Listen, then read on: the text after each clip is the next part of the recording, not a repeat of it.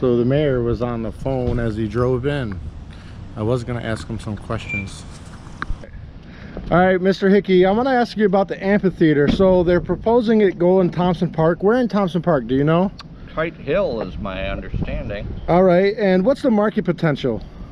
Well, it depends on the venues and the people that we can bring in. I mean, it's going to cost $7+ million, and we're hoping to get from the federal government.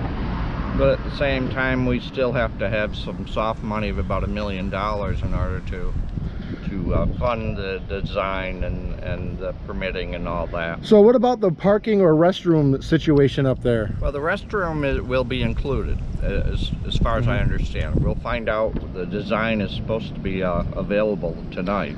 So there's going to be a master plan? Is that what's going on? That is what the goal is. And who's going to be staffing it?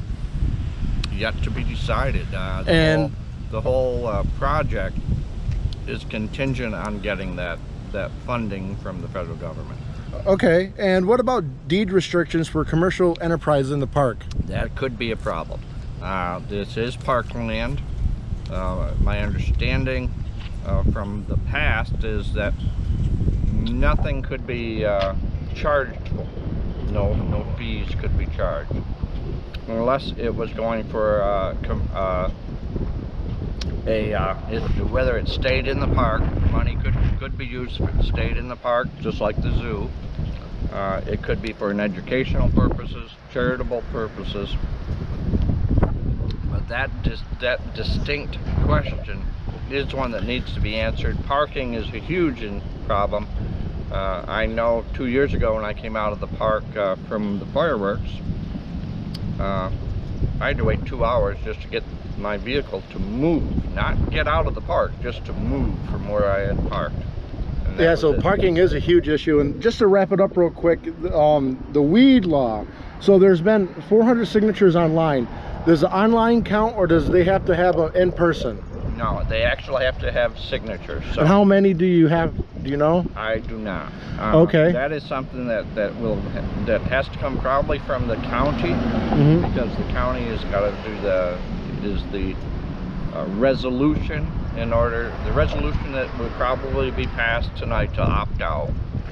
You have 45 days from the date that is signed into law to get signatures. Now, the quantity of signatures, I can't answer. So online's not the way to go. Online it's a great way to go, because now you know who you can go to. Okay. You can instantly, if you have 465 signatures, there's 465 signatures that you can get on a piece of paper. All right. And it does have to be done on paper. There's no question. All right, thank you, Mr. Hickey. I appreciate it. Councilman, I want to ask you about the amphitheater. What's the market potential for that amphitheater? What do you mean? How many people, or what's the volume of people you think can go up there, and per annual, an annual percentage, or any numbers on your market potential? Well, you can safely fit like, I don't know, 5,000, 6,000 people on that hill, but you'd have to ask a concert people. All right, so 5,000 to 6,000 people on the hill.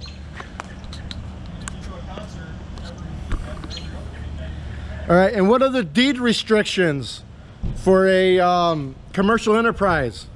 All the money has to stay in the park. It's as simple as that. All the money has to stay in the park. All right, thanks. Okay, Councilman, I want to talk about the amphitheater and the market potential. Councilman Wilkinson said that maybe 5,000 to 6,000 people in a venue. Is that about the numbers you're looking at? I have no idea. I'm going to be very honest with you. So you haven't seen the master plan yet? No, I have not.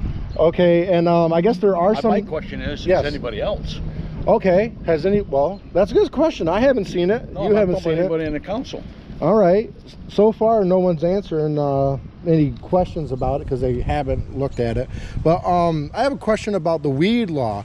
When you sign the petition, do you have to be a registered city voter, or is it just anybody? No, it's not anybody. I'm not that familiar with it either. The one that could really answer that question, honestly, would be either the city manager or Mr. Slide. I mean, that's yeah, I just asked Mr. Slide, our city lawyer, and he said he didn't know. Well, he said it was statutory, and I don't know what that means. Well, my understanding, people had to vote in the last election, so on and so forth, and they have to prove it.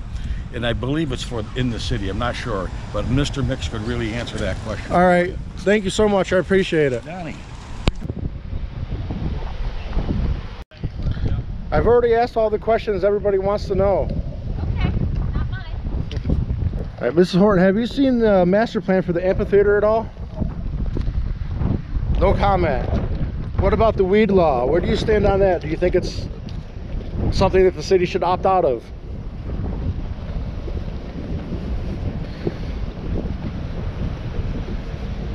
Did you ever babysit the mayor and his kids? There she goes. I'm running late. All right, Councilwoman Pierce now, right?